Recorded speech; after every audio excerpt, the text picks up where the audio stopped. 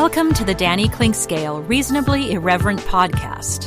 Insightful and witty commentary, probing interviews, and detours from the beaten path. Every once in a while, we have to bring out the big dog. Yeah. Oh, God help us. It's time for Danny Unleashed.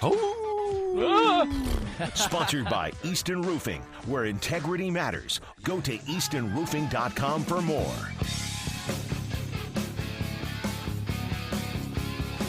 Danny Unleashed, brought to you by our friends at Easton Roofing, commercial and residential roofing. Project manager on every site. Easton Roofing, 4 straight years voted best of houses. Angie's List Super Service Award winner as well. You can check out their incredible reviews online. Their Google reviews are off the charts. They are happy to do repairs as well. Other roofing companies won't, and never getting up and trying to push you into putting in an erroneous insurance claim. They offer free storm damage inspections if all you need is a repair. They'll repair it. If you need a new roof, then they're happy to do that as well. Customer service focused. There's no payment collected. With Easton Roofing, until you're 100% satisfied. Credit cards and PayPal accepted. Online, it's eastonroofing.com or call 913-257-5426. Easton Roofing, integrity matters. We are here at CBD American Shaman.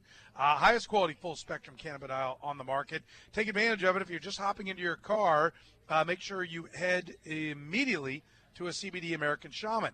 We're at 131st and State Line. We'd love to see you here today. They got their CBD American Shaman red T-shirts with the gold trim and the number 15 on them. They are fantastic looking T-shirts. You can grab one of those if you come here. But at any of the CBD American Shamans, 30% off every product in the store. Products that have helped a lot of their clients with things like pain relief, inflammation, depression, PTSD, nausea, and insomnia.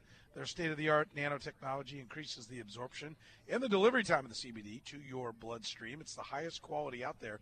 Don't be fooled by the other companies. You see CBD sitting at the counter of every convenience store, seemingly. 2 doctors on staff with CBD American Shaman.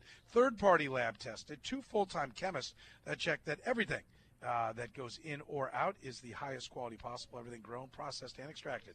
Right here in the United States, you can come in for some free samples right now at CBD American Shaman. Look them up online at cbdamericanshaman.com. Danny, how are you, my friend? Couple things to start, Soren. First of all, coming out hot. A dedicated man as Joe Spiker, the president of Easton Roofing, offered the opportunity this evening after the show to be bought beers by Moi at the Kansas City Beer Company, where he goes to watch Dortmund play. He's a Dortmund fan in Bundesliga. He said, nope, soccer practice Tuesday night. Can do. So there's one.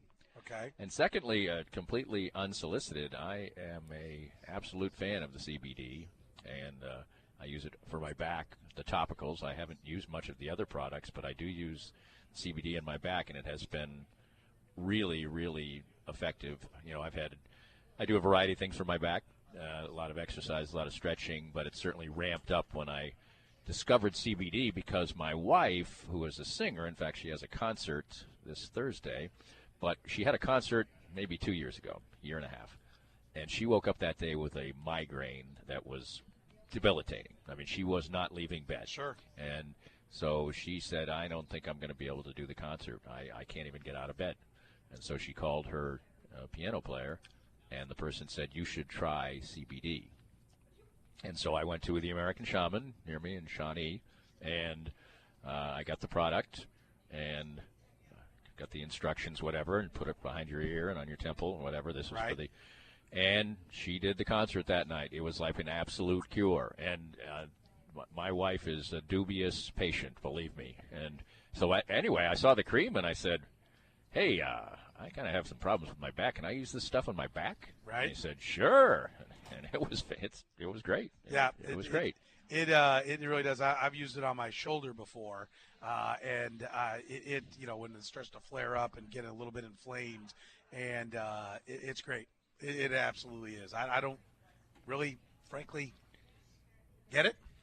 I know what you mean. Because I'm like, wait a minute, where is it?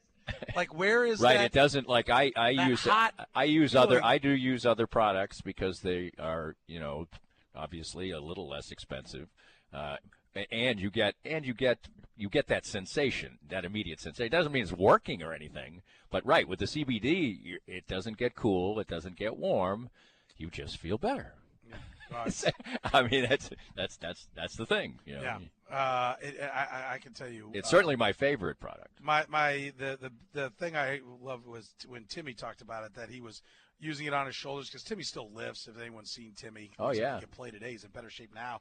He's a player, and he said he was putting it on, and he noticed his shoulders. He said he couldn't believe he'd always had hand pain. He never even kind of realized it, because you just kind of deal with it, and it's smaller joints, and so it wasn't much. But he said it was like I had, like, he's, getting stepped on and blocking and punching out and hitting shoulder pads and helmets and face masks. His hands were, he said, just from getting the cream on his hands to put it on his shoulders, his hands got better. He goes, I didn't even really realize how bad my hands felt. Well, my use of ibuprofen has dropped like 90% since I started using CBD. Yeah, I mean, great. There's no question about that.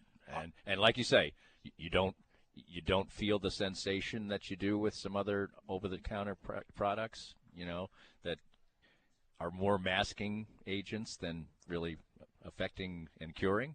Yeah. But still, it works. That's all you know, and that's all you care about. Yeah, absolutely. Danny Klinkskill is with us here in the program. Danny, what's the topic? The Chiefs, maybe? Well, so let's start there. Panic in the streets? Is there panic in the streets? Because I said this. I said, let's put our money where our mouth is. And, I think Marty in D.C. maybe said he had him for 11 wins or something like that. I don't remember what Marty said. But amongst us, right, me, Curtis, and Jed, I said, okay, what are they going to be at the end of the year, right? At 4-0 and 3 road wins, this team might not lose a game. And then they lose one game, and I don't know if they can win another game. I mean, that's people didn't say that, but that's what it sounded like. They can't stop the run. Their offensive line sucks. Mahomes is hurt.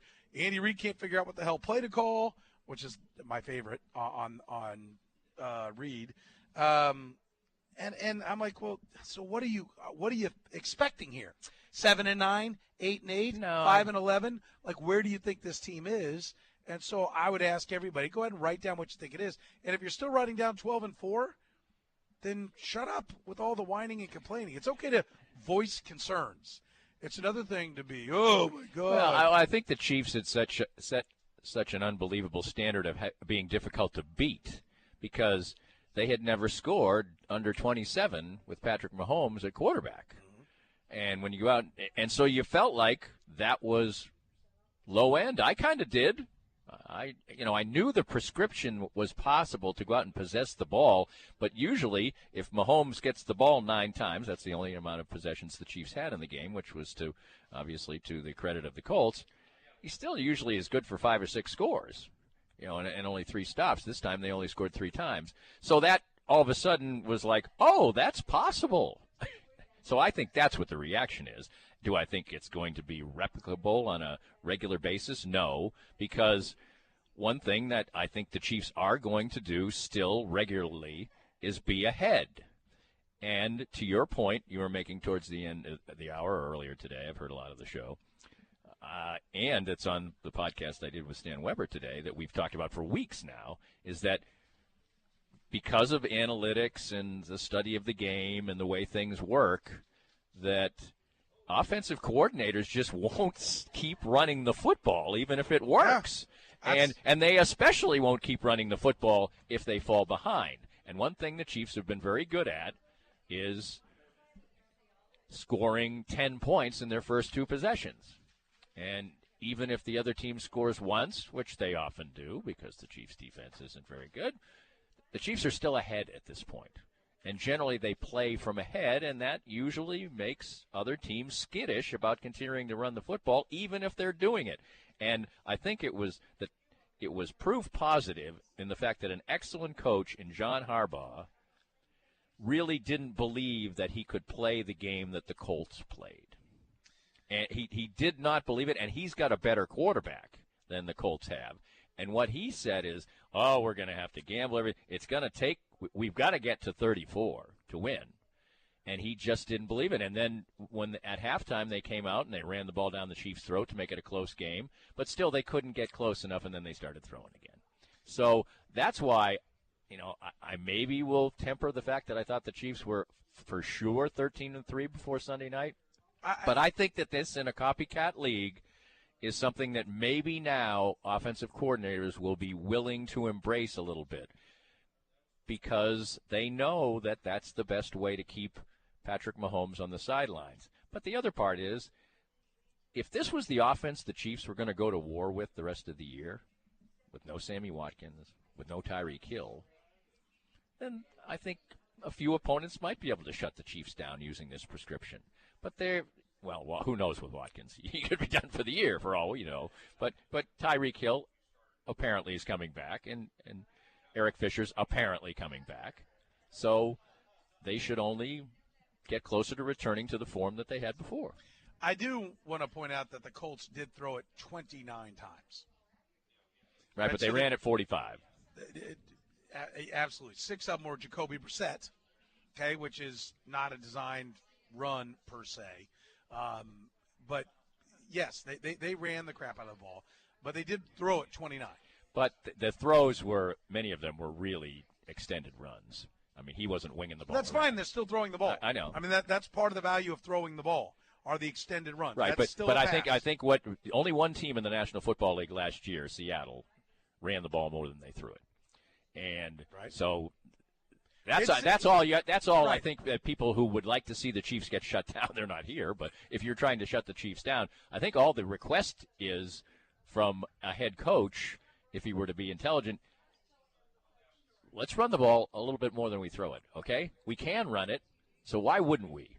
And we're still going to have to – you have to throw the ball to some – if it's 3rd and 11, you probably aren't going to make a first down if you run. Now, against the Chiefs, sometimes 2nd and 11, you can run it twice and get a first down. But the Chiefs do have issues that were being completely masked by the fact that 27 was minimum, period. And those were they were – the genie was out of the bottle, at least for 1 week, because they only scored 13. I want to point out that 15 of the last 16 plays that the Colts ran were runs. All right? 15 of 18. There were only 2 other plays more than that they ran in the fourth quarter. So 15 of the 18 plays in the fourth quarter were runs. They entered the fourth quarter up 13-10. So, the narrative of if it's 15-3 in the fourth quarter, they had thrown it 26 times, and they had run it, what would you say it was, 36, 37? 45. They had run it 30. Right. So it was still more run than pass, but the pronounced difference really came from when you're in front, which is the point of throw to win, run when you're winning, which is what the Colts did. Through 3 quarters, they had balanced. They were a pretty balanced team at doing both. The narrative is now, because they ran it down their throats at the end, that they just pummeled the Chiefs with the run. They did run it a lot, more than the average now. I think the Chiefs threw it 200 more times than they ran it last year, so that puts them at, roughly, 12 more passes than runs during a normal game on average. But also that figure was probably ameliorated by the fact that the Chiefs were ahead a lot last year, and they were running the ball, and they were running the ball at the end of the game. So they were throwing even more. They were throwing even more. That's it. So here's my point: the Chiefs beat the Lions last week with the Lions with a heavy dose of running and running for 180 yards. They've given up 180 in 3 straight now. The Chiefs defense has, and the narrative Seth Kaiser talked about, who we'll talk to tomorrow. Hey, the biggest plays for the Lions, the most damaging plays, were still the passing plays. Yes, they gave up 180, but Matt Stafford threw for 3 touchdowns. Right. Didn't run it. He threw for it. And the biggest plays of the game, as far as the adjusted value, whether you buy that or not, it's at least an unbiased mathematical formula, still came from throwing the ball. That it's still more important to stop the pass than the run. Oh, I don't disagree with him, but I'm just talking about. Let me finish. All right. So that's what you get last week. And then so kind of the old guard goes, oh, screw you, man. Run the ball, man. That's pro-magnon football, right, which we talk about, which you and I both agree. Hey, there's a time and a place for it. And so now the narrative this week is, because the Chiefs didn't win, is, see, you have to stop the run. Well, yes, I mean, you can't just never stop either, right? If you're going to give up 10 yards a pass, you will lose. If you're going to give up 5 yards a run or 6 or 7, you're going to lose. My point, though, is the narrative is because of how the Colts finished the game is that was the whole game, and it wasn't. They were still throwing it. Jacoby Brissett was still making plays in the pass game. They did not come out and play wishbone football on the Chiefs' defense. Right. You're still going to have to defend the Chiefs some, even if you get to defend them less because you're running the football. Chiefs only had the ball for 7+ minutes in the second. Well, but you're going to have to score half. Points too. Yeah. Yes, you are. But the point is that scoring points still can get you a loss if you don't do some better defending than most teams usually do against the Chiefs. Because, look how the Lions lost. They put 30 up and they lost.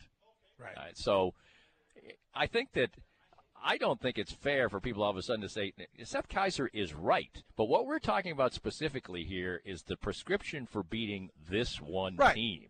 I mean, the Chiefs, because they stink at defending the run consistently, down after down. This isn't, they're just breaking a 40-yard run every now and then. This is like down to down, play to play, almost never stuffing anything, 4 and 5 yards at a crack, and the ability to possess the ball. And if Patrick Mahomes has the ball for 32 to 33 minutes, you're doomed. I mean, they're going to score, period. Now, are other problems cropping up? Yes. I mean, while we love the fact that Patrick Mahomes makes magic when the pocket is crumbling about him, he's certainly getting a lot of practice at it. Yeah. Because the pocket is crumbling on virtually every pass attempt. Right. And he's real good. Just imagine if Joe Flacco were back there this season so far for the Chiefs. What they have, 35 sacks by now? I mean, seriously. No. Wouldn't it? What? 7 a game? I could see that. Yeah. I mean, some statue back there, it'd be hell. Right. And Mahomes will routinely make that. Really the Chiefs, except for the immortal capabilities, should have scored either 6 or 9 points. Because they shouldn't have, that was a wild touchdown. I mean, he probably would have made the field goal, but it would have been a long one. Right. That should have been a sack or an incompletion, and it was a touchdown instead. You can also make, listen, you can go back, as you pointed out on the Lion game, and you got grief. Nate pointed things out in the Lion game that weren't positives, and everybody's like, they're 4-0. All right, so throw a parade, all right? Meanwhile, we're here to analyze the games, not to hold a parade. You can have a parade, that's fine. Not to cheerlead. I mean, go to the Chiefs' Kingdom on Monday night. Then. Exactly. I mean, that's what you're going to get. Exactly. I mean, that's what it is, right? Ryan Lefevre said, "Hey, I'm part of the PR wave, so go to that. Right. You want to analyze it, then tune in to the program." Right. And the Border Patrol and amidst talking about the problems in line, I sat there and said, I'll be surprised the next time the Chiefs lose. And I said, I'll be surprised if they lose even 3 games. And I think the only because difference if you have one unbelievably remarkable strength, and they do, at the most important position in football, people always say it's the most important position in sports. I say no. I say goalie in hockey is every bit as important as quarterback in football. But anyway, that's certainly the most important position in every sport but hockey is quarterback.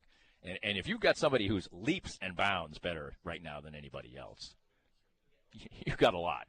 As a hockey fan, let me just say that's farcical. Second. I don't think so. Second, a walrus would stop a lot of the shots. A lot of them just hit you in the chest, okay? But a lot of playoff hockey Stanley Cup champions are built on the back of the goaltender. But anyway, besides that, that's just my little side piece there. We can have that debate some other time. The worst goalie is not hanging a 450 out there. The worst quarterback kills you. Jamarcus Russell destroys you. The worst goalie in the NHL is still pretty damn good. To your punting point about Dustin Colquitt. Good point. Anyway. Point. Make the pads smaller. Yeah, which they finally did. Yes. All right, but my point here, look, the Lion game, the only difference is they converted the 4th and 8. And if they convert the 4th and 1, or Pringle finishes off the 3rd and 28, right, this may be 17-16 Chiefs. Because I don't know that if they get down there and score, that the Colts can just hand it off all the way down the field. Right. With a minute and a half to go, they're going to have to throw. Although I was quite surprised at the confidence they showed in Jacoby Brissett at the end of the first half, where they let him throw the ball down the field. I think he's Alex Smith Jr. And I'm not saying he's bad. Yeah. I just thought they would play it a little more cozy and, run a couple draws, see what happens. They were right in the game. But instead, he winged it on every play at 2 minutes. I mean, statistically, if you're a Colt fan, you're like, he's better than Smith. When did Smith ever have 10 touchdowns and 2 INTs 4 games into it? Well, check back. They got 10-3 now after 5. But early Alex Smith with the Chiefs is what Jacoby Brissett feels like to me, which is a guy that's good enough to win a Super Bowl if you're a wrecking crew everywhere around him. And I don't think they're quite there yet, but they're not that far. Yeah, if they're healthy, they're not that far. Yeah, the other troubling thing about the game, if you want to go down Trouble Street, and I think that people just naturally, there was an aura of invincibility around the Chiefs. When that's taken away, everybody just kind of goes, oh. But was that the Colts were down 3 important starters on defense, and still pulled that off. Yes. And so, this wasn't the Bears out there, a healthy Bears D. This was a banged up, reasonably good Colts defense, which did this. And hey, it's a different deal also when you've got a compromised Pat Mahomes, who isn't as mobile because of injury. We saw on the touchdown scramble. He hadn't been stepped on yet at that point in time on the fantastic touchdown, and I still think. Well, I don't think he's at 100. I don't think he's at 100% as far as wheeling and dealing anyway. And then it just got a little bit worse. I'd like to see them get away from having to have him scramble around and make those plays. I agree. Because one day he's going to be 31 and not be able to do it. Right. All right. So somebody's going to have to block. And if you want to go with the cheap lineman now on the interior guard to guard, which you're not at right guard, your tackles are expensive and your guard's expensive. This isn't a cheap offensive line, although it is cheap at center and left guard, fairly cheap at center. At some point now's the time to do it, but I get your point. Yeah, it's some point. And he's not. He ran a 5.0, didn't he? No, he was. I think Alex Smith was a 4.71, and he was a 4.75 or something like that. So he 4.68, 4.65 to 4.7. He's not as nifty a runner as many. He just is smart. He's smart. He's good, and he's a good enough athlete, and also. Quarterback is the best position on the field, in the best position to run. And people to evade. People are, they're dying to get to you. They're overcommitting. Yes. They've got other responsibilities than tackling you. He's an older tight end running the ball. Right. Yes. That is a good. Or a blocking tight end. And he's got the threat of throwing the football too, because he does. And if everybody goes, well, what are you talking about? I'm just telling you athletically that's what he measures out as. Right. Okay, but to Danny's point, when a guy's coming right at you and you can go either way, that's a hard thing to break down. And also, you may be an older tight end, but he's a defensive lineman. Yeah. Yes. Yeah. So I'm just, you are a niftier athlete than him. I'm not going to say a better athlete. They're fine athletes. But. There's more agility perhaps there than Mercedes Lewis right now. Exactly. As far as his shake and bake that's there. But I'm just certainly saying, better than, a defensive lineman charging at you. A nose tackle or something. Yeah. You are niftier. All right, we'll take a break, talk some more Chiefs with Danny Clinkscale. It's Danny Unleashed, brought to you by our friends at Easton Roofing. Integrity, it matters with Easton Roofing. There's a project manager on site. Check out all their great Google reviews. Easton Roofing has got you covered. There's a reason why they've been on my roof, been on Danny's roof. Best in the business. Find them online at eastonroofing.com. More of Danny's Reasonably Irreverent podcast after this. We're here with Joe Spiker, the president of Easton Roofing. And Joe, you worked for other companies in the construction industry. What inspired you to start your own company in Easton Roofing? Well, Danny, when you are working for somebody else, you oftentimes don't get to see the project through from beginning to end, and you don't get the final control over the customer experience. And I wanted to build a place where people can come and get work done on their house and not have to worry about being treated the wrong way and get a good customer service experience start to finish. The company slogan is "Where Integrity Matters." Why is that so particularly important to you? Well, for us, what that means is treating each other with respect at work, treating our clients with respect, and making the right choice, especially when no one's looking. So when you're presented all the time as a contractor with choices that have to be made, are you going to make more money on this if you cut a corner? And we just wanted to make a place and a slogan that said to our people and to whoever is our customer, we're not going to do that. We're going to make the right choice regardless of profit. Easton Roofing, where integrity matters. Two members of the Royals Hall of Fame wore the number 25 when they made their Royal debut. I asked for either one. Two members of the Royals Hall of Fame wore 25 in their debut. Mm-hmm. Somehow Amos Otis just popped right into my head. He should pop right out. Okay. All right, I'll take one shot. AO was at 26. I know he was 26. I thought maybe Yeah. he just, switched one. Yeah, that's a good point. George Brett. George Brett wore it in 73 and 74 while Paul Shaw was wearing If you'd have asked his me number. what number did he debut with, I would not have guessed that, but I knew it was a number that wasn't 5. Want a hint? And then I'm like, 25 makes sense. And if you wanted 5, you'd say, okay, give me 25. And actually, if you had asked if somebody debuted at number 77, I probably would have asked George Brett because I figured you were going, it's a neat answer to know that he wore a different number with the Royals. But, I'll give you a hint. It's like the Bonds 7 Yeah. right. when he debuted. Yeah, give me a hint. The other one would have been 73 on this date. He's a Royals Hall of Famer, you said? Mm-hmm. 73. I just did a Kansas City profile of getting up Fitz, there? and Fitz is about that age. not in the Royals but I Hall know of his birth. Oh yeah, he's not about, and his birthday's in February also. Who'd you say, Soren? Split. Paul Splittorff. Nailed it. Wow, how about And you? I crushed you. How about you? You weren't even in competition on that. No, I was pathetic.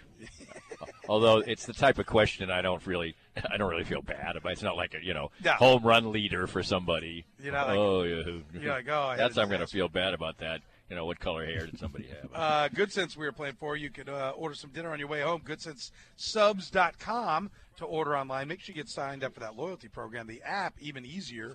It's how I order. You can just walk right up to the register, grab it, and go. 10% kickback on the loyalty club. It's the best app going restaurant-wise. It's GoodSenseSubs.com and the Good Sense app.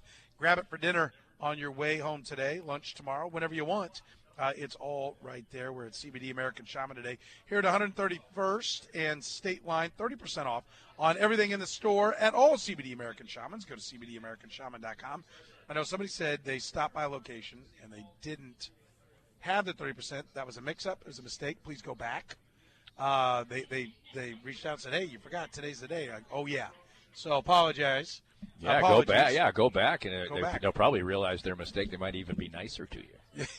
I don't think there was I don't know that there was a niceness problem, but No, but they might say, "Oh boy, that was a terrible mistake we made. Let me do this for you." That's Danny making that claim, so make sure you send all those requests Danny's way. Yeah, the extra bonus for me. So let's talk a little bit about Kansas football.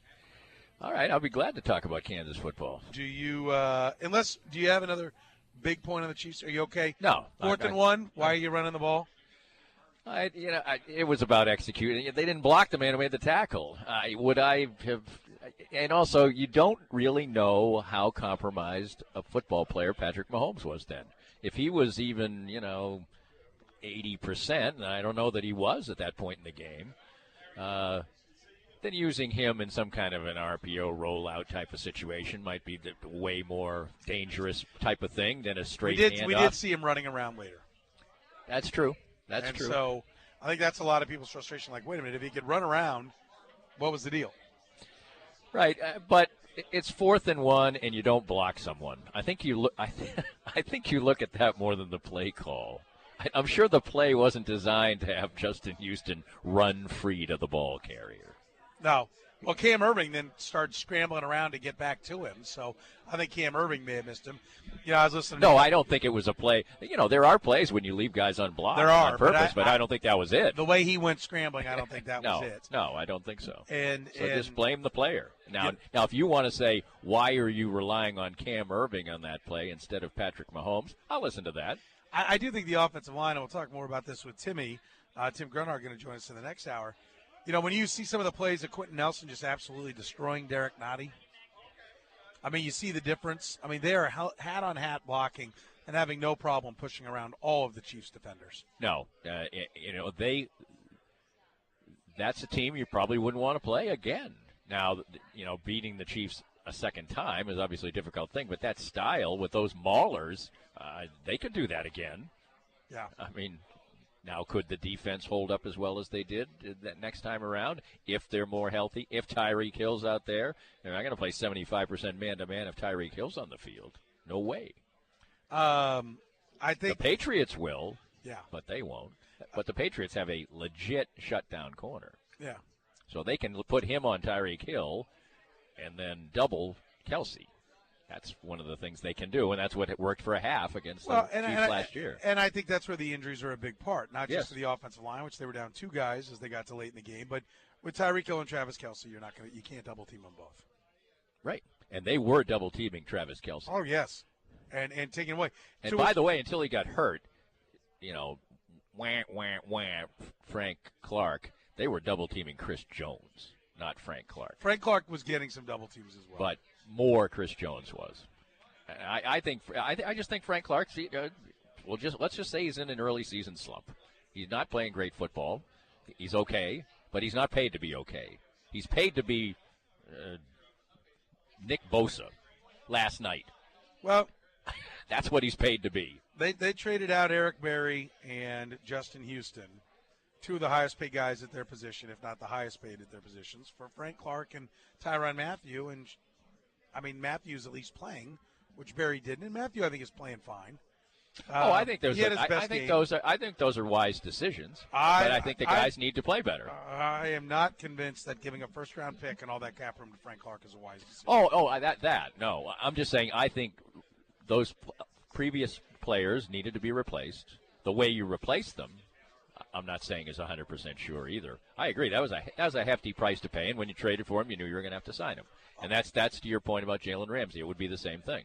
And you can't do that over and over and over again. I'm not saying the Baltimore Ravens replace everybody and don't take a step back, but guys seem to constantly leave Baltimore, and they are still good at defense. Right. If you coach it right and you draft it right, you can still be good. Right. And, to me, the ideal thing, I say, listen, let's go back and replay Justin Houston. How should the Chiefs have handled the Justin Houston era? Well, they clearly, there was clearly some kind of disconnect almost all along there, and I don't know what it was, right. Why it was. John, I think during the John Dorsey era, there was definitely a feeling that white offensive linemen got preferential treatment in contracts. I think that whether you want to say that those people are crazy and wrong, I think that was the message coming from Eric Berry and Justin Houston. Why am I waiting around when the baby doctor's getting re-upped or, somebody like that? Because they were signing guys, not for monstrous money, but these guys were getting re-upped before their contracts were up. One guy after another. But was Justin Houston or was LDT made the highest paid player at his position? No, I said he's not getting that kind of money. I absolutely agree with that. But why? I think that. No, but I'm not saying they're right. I think that absolutely is what they thought. Your point's a good one though. You're in the get it right business, is what I always say. Like, I can come up with plausible deniability for everyone, and if you keep doing that, you'll go 2-14 forever because there's always a reason why we don't have to fire the coach or we don't have to fire the general manager. At some point, you are what your record says you are. Right. All right. And so my thing, just like, forget about what they did do or why they did it. Let's look at it on how it was. They could not get on the same page with Justin Houston, even after making him the highest paid player in the game. So they screwed it up. Right. So they shouldn't have signed him. They should have franchised him and traded him. So they should have sensed that there was some discontent there that wasn't going to go away merely with dollars. Right. So you need to get that right with Chris Jones, with Tyreek Hill. They've gone down that road. But looking ahead with Chris Jones, you need to get that right. You need to get that right with Patrick Mahomes. Right? I think we all feel like he loves Kansas City. He certainly says that. Right. But these are the things they can't screw up. You cannot invest in making two guys on your defense the highest paid safety and the highest paid outside linebacker in the NFL and then suck. Right. That can't happen. And the other part that is difficult, I think, in this situation is the fact that, Chris Jones wants big top-of-the-line money, and he plays defensive line on a team that can't stop the run. Yeah, so, somebody's responsible is all I'm saying. And furthermore, let me say this. They can't stop the run, and they get Frank Clark and Chris Jones out there. To get Chris Jones signed, I've heard they're going to have to give him Aaron Donald money. He's not worth it. No. So that's the case. Like, if you can get him signed for $100 million, okay, sign him. I think he's that good. All right? If he won't sign for that, though, then you have to trade him. You franchise him, and you trade him. I agreed. And to the point of his value, we went down this road before. The most important part of the game now is throwing the football, so the most important part on defense is defending throwing the football, and that's where Chris Jones is at his most impactful, is creating inside pressure, which is the most valuable thing in the game now because people get rid of the ball so quickly that quick interior push is even more important a lot of times than having a great outside pass rusher because he can't get there a lot. So he's a valuable player, but you just have to decide how valuable, and Chris Jones has to decide whether he's going to overplay his hand if he wants to play here in Kansas City where he could be a super popular player. Justin Houston just never seemed to really connect with the community for whatever reason. Didn't want to, didn't care, whatever. I mean, you didn't see him out and about, and, there wasn't people weren't saying about, that he was always at their charity event or what. He doesn't have to be. I'm not saying he does, and he's got not that necessarily that personality. But Chris Jones does have that personality, and there's some value to that, I would think, and personal satisfaction and everything else. So, but maybe he just wants top dollar. Some guys just want to get paid. And that's a question that'll come at the end of the year, unless you wanted to make an in-season trade, which I don't think is going to happen. I don't think it's going to happen. Chris Jones for Jalen Ramsey.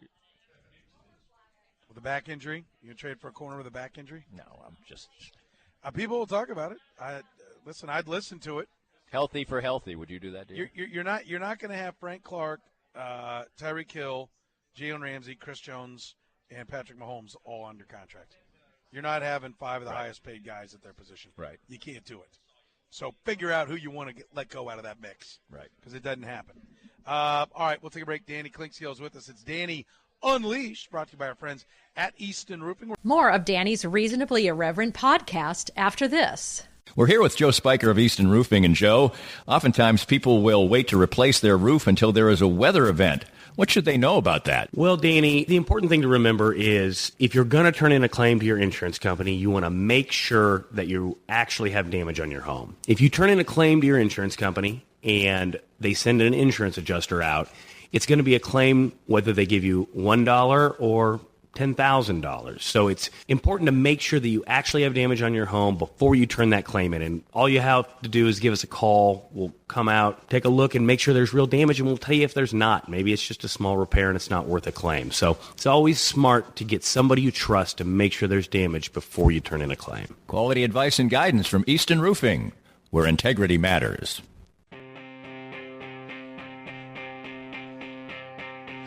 You're in the program on Sports Radio 810 WHB as we are broadcasting live at CBD American Shaman. Just a stone's throw to the north of 135th and State Line. We're at 131st. 13125 State Line if you'd like to GPS it. Danny Clinkscale with us. Tim Grunhard coming up next. Two doctors on staff, third-party lab tested, two full-time chemists that make sure of the highest quality CBD cannabidiol on the market is right here at CBD American Shaman, where we are broadcasting. Come in for some free samples, and until 6 o'clock, everything at this location, as well as all the CBD American Shamans in the metro area, is 30% off. So now's a great time to stock up. If you're already a client, great, get in and stock up. If you are like, all right, listen, I got pain or I got insomnia, I got something I want to talk to these guys about. Hey, get in. Now's a great time. They got free samples. You can save 30% on everything in the store at all CBD American Shamans. Go to cbdamericanshaman.com. Jimmy coming up next, and if you want to get go ahead, Dan. behind the – I thought you were done. I'm sorry. Behind the scenes with Tim Grenhart. Find out secrets of his deep, dark past, his youth. He was a Kansas City profile a couple weeks ago, so you can get that at DannyKlinkScale.com. Good. Yes. Danny, brought to you Great store. By our friends at Easton Roofing, eastonroofing.com. All right, KU firing their offensive coordinator and one of their top offensive playmakers transferring away. Level of concern should be what for Kansas fans? Well, I don't think it's ever a good look when you fire your offensive coordinator halfway into the first season. They certainly have been. Can we agree that it is a little different with him in the sense that the guy he tagged got a head coaching job before he ever really got started? True enough. It clearly wasn't his first choice. Right. And he seems to have really been impressed by the analytics RPO expert that they have on staff. It's just, I don't know whether it's him or whether it's the offensive coordinator. They have been pretty schizophrenic as far as their offensive approach. I mean, Boston College, they had success with that RPO-based game plan, and then the next game out, they went back to sort of LSU power football. So I don't quite know what the philosophy is there. I think Les Miles, he does have a background in being at a lesser program at Oklahoma State, so you can't say that he just lined up at LSU with all that talent when they had so much talent when he was there. And ran the football and just relied on their defense and the boys in the trenches and all that stuff. I think that an old-school Michigan man, that'd be a way he'd like to play football if he could.